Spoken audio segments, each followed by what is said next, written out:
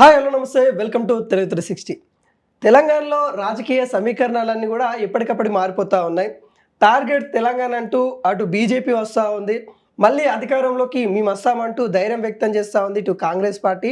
లేదు మేమే వస్తాము, మళ్ళీ కారే వస్తుంది, సారే వస్తారంటుంది ఇటు బీఆర్ఎస్ పార్టీ. అయితే తెలంగాణలో ఎట్లా ఉండబోతా ఉంది వచ్చే ఎన్నికలు కావచ్చు, లేకుంటే బీఆర్ఎస్ పరిస్థితి ఏంటి, అసలు కేసీఆర్ జాతకరీత్యా మళ్ళీ సీఎం అయ్యే అవకాశాలు ఉన్నాయా, లేకుంటే కేటీఆర్కి ఏమన్నా అవకాశాలు ఉన్నాయా, ఆ నేతల యొక్క జాతకాలు ఎలా ఉన్నాయో తెలుసుకునే ప్రయత్నం చేద్దాం. మనతో డాక్టర్ ప్రొఫెసర్ ముల్లపూడి సత్యనారాయణ గారు ఉన్నారు. సార్ నమస్తే. సార్ నమస్కారం అనిల్ గారు. సార్ చూస్తా ఉన్న తెలంగాణ రాజకీయాలు అస్సలు ఒక్కొక్కసారి టీవీ ఛానల్లో చూడాలన్నా కూడా చెవులు వినసొంపు కాకుండా కొంత గందరగోళం అయ్యే పరిస్థితి కనబడుతుంది. లీడర్లు ఏం మాట్లాడుతూ ఉన్నారు, లీడర్లు చిన్నపిల్లలు ఉంటారు వింటారనే ఆలోచన లేకుండా మాట్లాడుతూ ఉన్నారు, వాళ్ళ ఇష్టం వచ్చినట్టు మాట్లాడుతూ ఉన్నారు. అధికారంలోకి వస్తామంటూ ఎవరు ఎక్కువ మాట్లాడి ఎవరు ఎక్కువ బూతులు మాట్లాడితే వాళ్ళు అధికారంలోకి వస్తామన్న ఆ ఆలోచనలో ఉన్నారు లీడర్లు. ఎట్లా చూడొచ్చు వీటన్నిటిని ఎలా ఉండబోతా ఉంది తెలంగాణ రాజకీయ అంశాలు కావచ్చు? బూతులు ఎక్కువ మాట్లాడితే అధికారం వస్తుందని వీళ్ళు అనుకుంటున్నారు. ఆంధ్ర ప్రజలు ఏం చేశారు, బూతులు ఎక్కువ మాడిన వాళ్ళ ఇళ్ళకి పంపించేశారు వైఎస్ఆర్ పార్టీలో. కాబట్టి తెలుగుదేశం పార్టీలో కూడా కొంతమంది బూతులు లేదా దాడి చేసేలాగా అప్పట్లో ప్రవర్తించేవారు.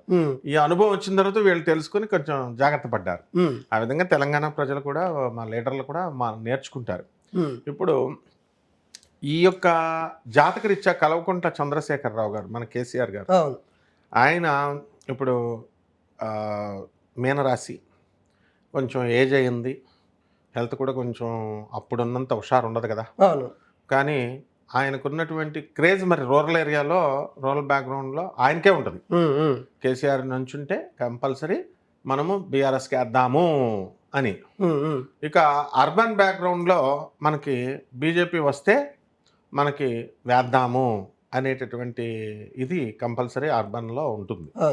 అయితే ఈ మధ్యకాలంలో ఈ కవిత గారు, కేసీఆర్ గారు కుమార్తె అయినటువంటి కవిత సొంత పార్టీ పెట్టడం, ఆ తర్వాత వాళ్ళ కార్యకర్తలందరూ కూడా ఆమె బీజేపీలోకి వెళ్ళిపోతుంది కంపల్సరీ అని పార్టీ పెట్టకముందే అనడం, స్ట్రాంగ్గా ఆమె బీజేపీలోకి వెళ్తుంది చూస్తుండండి సార్ అని కూడా చెప్తున్నారు. కాబట్టి ఈ దీన్ని బట్టి మనం ఇన్ఫరెన్స్ ఎలా తీసుకోవచ్చు అంటే, ఈ పార్టీ ఏమన్నా కలుపుతుందేమో, మన ఈ పార్టీని అందులో ఐక్యం చేస్తుందేమో అనేటటువంటి అనుమానం కూడా ఉంటుంది. అయితే ఈ యొక్క బీజేపీ పార్టీ ఏంటంటే తన పట్టు ఎలాగైతే మా అన్ని చోట్ల అస్సాంలో కానీ లేకపోతే ఇక్కడ బెంగాల్లో కానీ మనం సాధించుకుంటూ వస్తున్నామో, ఇక్కడ కూడా తెలంగాణ మీద పట్టు సాధించాలి అనే ప్రయత్నం చేస్తున్నారు. అయితే హరీష్ రావు గారు కానీ మరి ఈ కేటీఆర్ గారు కానీ వీళ్ళిద్దరిలో బీఆర్ఎస్ పార్టీని కనుక మేము నడుపుతామంటే రూరల్ బ్యాక్గ్రౌండ్లో నువ్వు అన్నట్టుగా ఓట్లు వేయరు, సిటీలో వేయచ్చు. హరీష్ రావు గారు ఏమైనా వెళ్ళి బీజేపీ పార్టీలో కలిసినట్లయితే అప్పుడు మాత్రం డెఫినెట్గా ఇక్కడ తెలంగాణలో బీజేపీ పట్టుకుంటుంది. అయితే హరీష్ రావు గారు మరి చేస్తారా చేయరా అన్నది తెలియాలి కదా. మరి ఇప్పుడు హరీష్ రావు గారిది కర్కాటక రాశి, ఆయన ఎవరు ఎక్కడ ఎలా ఉన్నా ఆయన అపర చాణక్యుడు. కేసీఆర్ గారిలా అంత ఎక్స్పీరియన్స్ ఆయనకే ఉంది. కాబట్టి కంపల్సరీ నెక్స్ట్ సీఎం అతనే. అందరూ చెప్పేవారు హరీష్ రావు గారు వస్తున్నారని. పాపం అలా చెప్పడం వల్ల ఇబ్బందులు వస్తాయి అని చెప్పేసి అనుకున్నారు. కానీ కర్కాటక రాశి వాళ్ళ జాతకం ప్రకారం హరీష్ రావు గారు అష్టమ రాహు నడుస్తున్నాడు. 2029కి ఎట్టి పరిస్థితుల్లో కూడా మనకి రాహు బాగుపడిపోతాడు ఆయనకి, హరీష్ రావు గారికి. కాబట్టి హరీష్ రావు గారు బీజేపీలోకి వెళ్లకుండా వీళ్ళు చూసుకోవాలి. అలాగే కేసీఆర్ గారు ఆయన తన పార్టీని తాను లీడర్షిప్ చేస్తూ వెళ్ళాలి. ఈ రకంగా మరి కవిత గారు మనకి జాగృతి తీసుకొచ్చింది ఆవిడే కదా. మరి బతుకమ్మ పండుగ తెలంగాణ సంస్కృతికి, తెలంగాణకు ఒక గుర్తింపును తీసుకొచ్చింది ఆవిడే. కాబట్టి ఇప్పుడు కొత్త పార్టీ మన విజయ్ తమిళనాడులో గెలిచినప్పుడు ఫుల్ సెలబ్రేట్ చేసుకున్నది మనకి అక్కడ తమిళనాడు ప్రజలు ఎలా సెలబ్రేట్ చేసుకున్నారో కవితకు కూడా చాలా ధైర్యం వచ్చేసింది. మనందరం సెలబ్రేట్ చేసుకున్నాం, అలాగే కవిత కూడా నా పార్టీ కూడా అలా గెలుస్తుంది అనేది ఉంటుంది, ఆశ ఉంటుంది.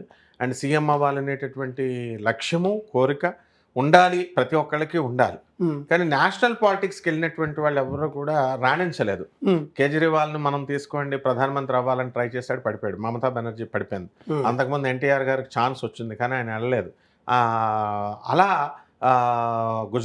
ఐకే గుజరాల్ని పెట్టారు. ఇలా రకరకాలుగా అప్పుడు బీఆర్ఎస్ పార్టీ టీఆర్ఎస్ నుంచి బీఆర్ఎస్కి మార్చిన తర్వాత ఆయన కూడా అదేవిధంగా మనకి డౌన్ఫాల్ అనేటటువంటిది అయ్యింది. మళ్ళీ ఆ పార్టీని మళ్ళీ తీసుకొచ్చి టీఆర్ఎస్ పేరుతో కవిత తీసుకొచ్చింది.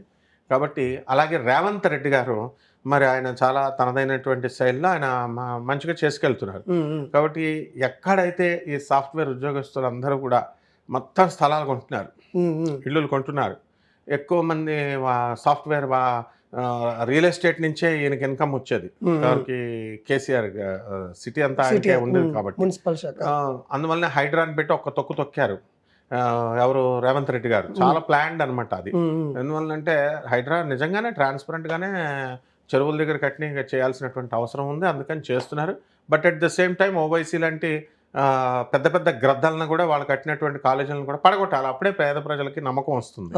అంతేగాని వాళ్ళకి భయపడి సోనియా గాంధీ చెప్పింది, రాహుల్ గాంధీ చెప్పింది అని చెప్పకుండా వాళ్ళు ఏం చేయకుండా ఉంటే జరగదు. కాబట్టి ఇలాంటివన్నీ కూడా గమనిస్తూ ఉంటారు. అండ్ వీళ్ళున్నంత వరకు ఫ్రీ బస్ ఇచ్చారు. రేవంత్ రెడ్డి గారిని చూసి తమిళనాడులో విజయ్ కూడా ఫస్ట్ ఆడవాళ్ళకి బస్సు ఇచ్చేసాడు. కాబట్టి అంతకుముందు కొద్దిగా పార్షల్గా ఉండేది. కర్ణాటక అయిపోయింది. ఆ విధంగా రేవంత్ రెడ్డి గారికి కూడా మనకి అవకాశాలు ఉన్నాయి, మెయిన్ రాస్ అయినా. కాబట్టి ఇదంతా కూడా త్రిముఖ పోటీ.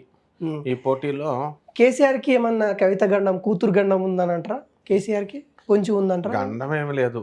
ఎందువల్ల అంటే ఇప్పుడు కేసీఆర్ గారు చెప్పిన ఆ కేసీఆర్కి ఉన్న అన్ని తెలివితేటలు కవితకు వచ్చినాయి. కేసీఆర్ ఉన్నటువంటి టాకింగ్ పవర్ అంతా కూడా కవితకే వచ్చింది. పాపం కేటీఆర్కి అంత ఇన్నోసెంట్ ఉంది, క్లాస్గా చెప్తాడు. ఇది మనము మాస్ని అట్రాక్ట్ చేసుకునే కంటే స్టూడెంట్స్ని అట్రాక్ట్ చేసుకోగలుగుతాడు.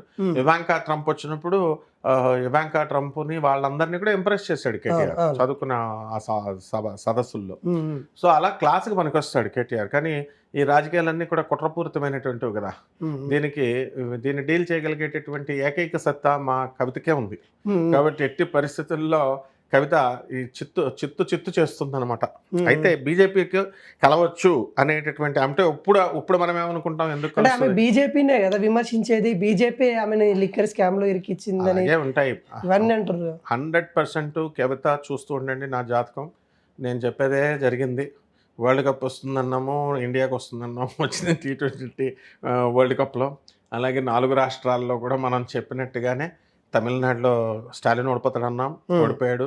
విజయ్ వస్తాడన్నాం, వచ్చాడు. అలాగే మనకి అస్సాంలో బీజేపీ మళ్ళీ వస్తుందన్నాం, వచ్చింది. కేరళలో UDF వస్తుందన్నాం, వచ్చింది. అలాగే ఈ యొక్క వెస్ట్ బెంగాల్లో మమత ఓడిపోతుందంటే ఓడిపోదు అన్నారంతా, ఓడిపోతుంది బీజేపీ వస్తుందన్నాం, వచ్చింది. అప్పటికి 2 నెలల ముందు నేను చెప్పినప్పుడు నమ్మలేదంతా, నన్ను భయపెట్టారు. అలాగే కవిత ఇప్పుడు బీజేపీలో చేరుతుందంటే ఇప్పుడున్న పరిస్థితులను బట్టి మనకు అర్థం కాదు. కానీ అప్పుడు సమీకరణలను బట్టి కవిత బీజేపీతో హరీష్ రావు కంటే కూడా ముందు స్టెప్ వేస్తుంది. కేటీఆర్ని కేసీఆర్కి చెక్ పెడుతుంది, రేవంత్ రెడ్డి గారికి చెక్ పెడుతుంది. కంపల్సరీ బీజేపీలోకి చేరుతుంది. కవిత ఈజ్ వెరీ ఇంటెలిజెంట్. అయితే గెలుపోవటములనే పట్టించుకోకండి. గెలుపోవటములు ఏంటంటే అవన్నీ తను చిన్నప్పుడే చూసేసింది. అందువలన ఆ పోరాట పటిమ ఉంది. ఒక సిబిఐని, ఒక ఎన్ఫోర్స్మెంట్ డైరెక్టరేట్ని డీల్ చేసినటువంటి ఏకైక మొనగత్తె మన కవితనే. కేసుల్లో ఉండనియండి, కేసులో కనిమొళి ఉంది, కనిమొళికి అంత ఇది లేదు. వెరీ స్టబర్న్ క్యాండిడేట్ కవిత. ఎన్ఫోర్స్మెంట్ డైరెక్టరేట్ అఫీషియల్స్ వచ్చినప్పుడు మన కేటీఆర్ కూడా ఒక పులి చక్కగా అడిగాడు. అందువలన ఈ సిస్టమ్ను ప్రశ్నించాలి. సిస్టమ్ను ప్రశ్నించేటటువంటి చాణక్యత, ఆ తెలివితేటలు కవితకి ఎక్కువగా ఉన్నాయి. కాబట్టి ఆ సమీకరణలను బట్టి ఉంటాయన్నమాట. ఇప్పుడు జగన్ ఒక పులి, జగన్ని డీల్ చేయాలంటే 3 పార్టీలు కలవాలని ముందు మనం చెప్పాం. అప్పుడు ఆంధ్ర పాలిటిక్స్లో ఒకడు గెలవలేరంటే అప్పుడు చంద్రబాబు గారు, తర్వాత పవన్ కళ్యాణ్, తర్వాత ఈ యొక్క బీజేపీ మొత్తం అందరూ కలిస్తే ఓడించగలిగారు. అదేవిధంగా అప్పుడుకున్నటువంటి ఈ యొక్క హరీష్ రావు బీజేపీకి వెళ్లకుండా జాగ్రత్త పడాలి. కేసీఆర్ గారే బీఆర్ఎస్ని లీడ్ చేయాలి. ఇక హరీష్ రావు కానీ కేటీఆర్ కానీ లీడ్ చేస్తే ఇది రాదు, బీఆర్ఎస్ రాదు. అండ్ కవితకి డెఫినెట్ ఐడియా ఉంది. కవిత గండం కాదనమాట. గండం ఏంటంటే తను సీఎం అవ్వాలని. ఇప్పుడు తను డైరెక్ట్గా మా మూర్తి గారిని అడిగింది, నువ్వు జాబ్ చేసినప్పుడు నువ్వు యాంకరింగ్ చేస్తావు, తర్వాత నువ్వు సీఈఓ అవ్వాలనుకుంటావు అనుకోవా? అలాగే ప్రమోషన్లో నేను ఎంపీలకి చేస్తాను, ఎమ్మెల్సీలకి చేస్తాను, నేను కూడా ప్రమోషన్లో సీఎం అవ్వాలనుకుంటాను, తప్పే ఉంది, సేమ్ అవుతాను నేను అని చెప్పి ఆ యొక్క పాజిటివ్ యాటిట్యూడ్ అదంతా కూడా ఆప్టిమిస్టిక్ లక్షణాలు కవితలో ఉన్నాయి. కాబట్టి ఖచ్చితంగా మరి ఈ సమీకరణలను బట్టి చూద్దాం మన యొక్క తెలంగాణలో ఎవరు లీడ్ చేస్తారో. కేసీఆర్ గారికి అవకాశాలు లేకుండా లేవు, ఆయన ఇంప్రూవ్ చేసుకోవాలి. Okay, thank you. Thank you.